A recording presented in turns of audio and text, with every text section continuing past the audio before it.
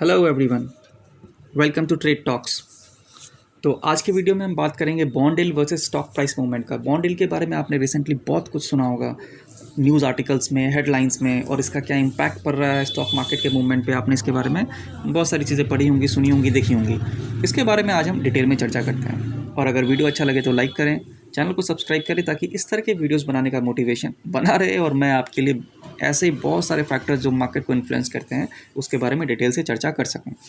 तो आज के वीडियो की ओर बढ़ते हैं। What is bond yield?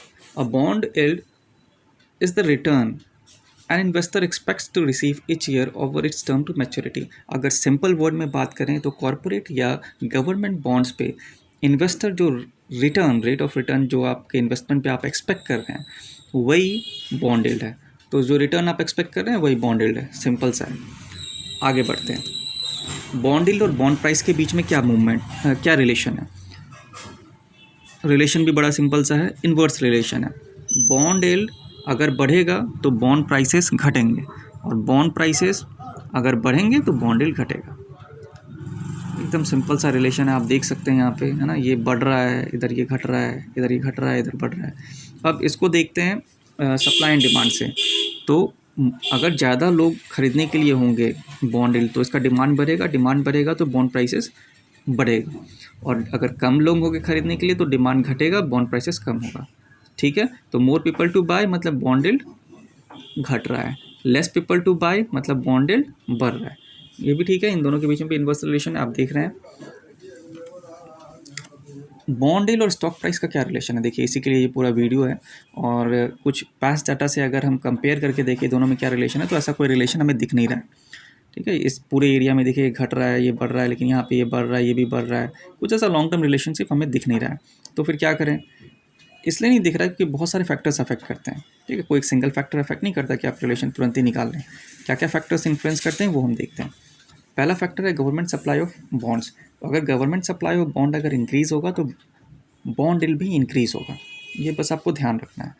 ऐसा क्यों होता है आप इसके ऊपर एनालिसिस कर सकते हैं, और ये मार्केट के लिए अच्छा नहीं है। दूसरा क्या है?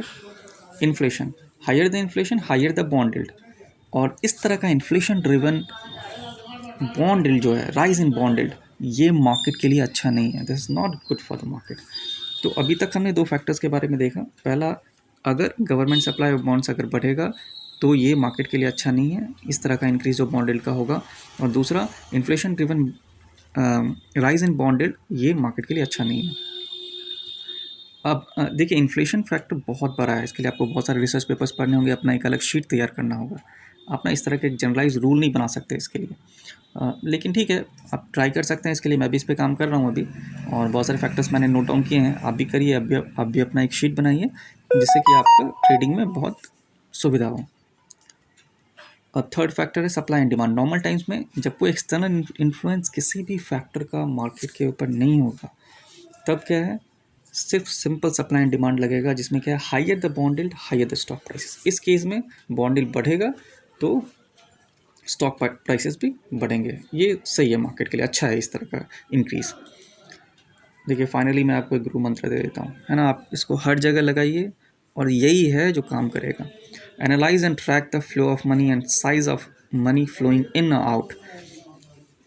आपको बस साइज ऑफ द मनी और फ्लो ऑफ द मनी, जो डायरेक्शन ऑफ फ्लो है, वो आपको बस पता करना है कि वो क्या है, और हर ही चीज़ आपको पता हो जाएगी। सारा फैक्टर्स इधर उधर जो भी एनालिसिस आप करते हैं, everything else will be taken care of, हर चीज़ ही। ठीक है। तो बस आपको ये करना, और ये सबसे डिफ़िकल्ट चीज़ है भाई, ये आसान नहीं है। मतलब अगर ये इतना आसान होता तो हर कोई पैसा बना रहा होता, पर ऐसा तो पॉसिबल है नहीं ना।